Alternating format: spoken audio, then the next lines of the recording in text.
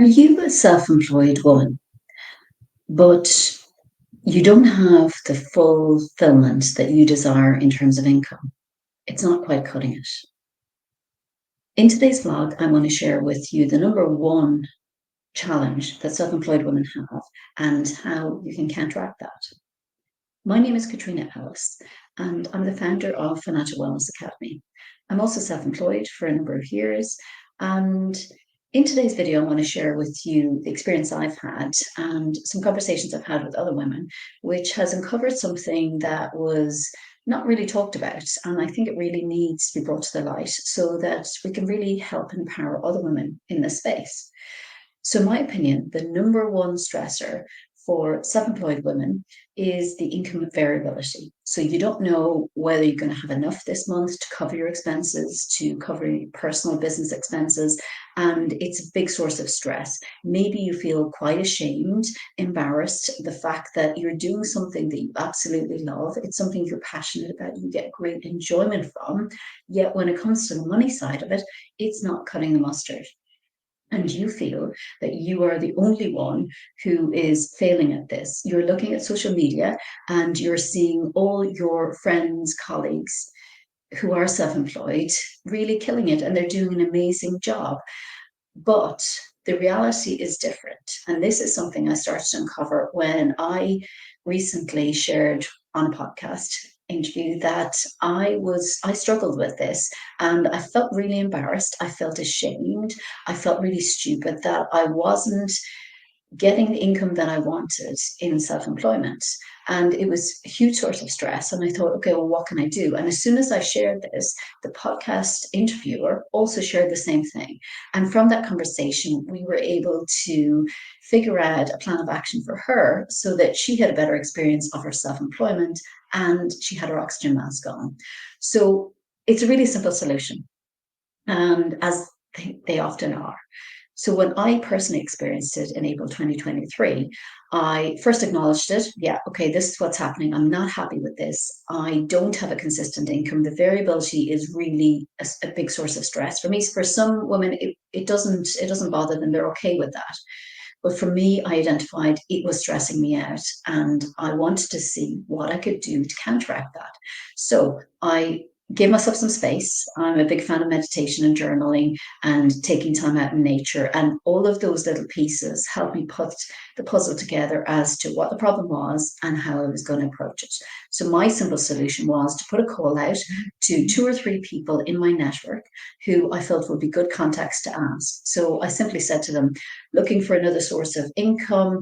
They knew the experience that I had, the background that I had. And so each of them proposed a suggestion to me in a space that would potentially work for me. One of them started to proceed and then didn't come off. The other one, nothing came off. And the third one landed in my lap. And I wasn't too sure about it, but it has blossomed into something that I absolutely love. So I now mentor level 7 ACCA students, and I absolutely love it. I'm not an accountant, but I've got 5 years accountancy from my university degree. So I have a sufficient understanding to do that. And I'm finding that it is giving me so much more. And in a number of times, which was really difficult financially with a big property loss, it was that steady source of income and having that consistency of having to show up to do those meetings that really pulled me through. Because when you have the challenges of self-employment, whether you're producing content, products, etc., you're generally a one-man band. You may have some help to a degree, but it all falls on your shoulders. So having that consistency elsewhere to give you that income is an amazing piece to have to give you that structure. So when I shared this with the interviewer, she also shared the same, that she was struggling in her self-employment space, and it was really a source of huge stress to her. And she felt also ashamed and didn't want to share it. So in the conversation that followed between us, she was able to identify something that she was amazing at and has subsequently picked up a post in that space for 1 day a week. It is giving her sufficient income. It is giving her back that confidence of, yes, I have amazing skills to share and I can do good things. And so the energy she's then bringing to her self employment is amazing, it's totally different. And whether the clients or the products sell in your self employment space is feels less stressful, and I come at it from the point of view of, if the client is right and timing's right, my offering is right, then they'll say yes, and if it's not, then that's fine.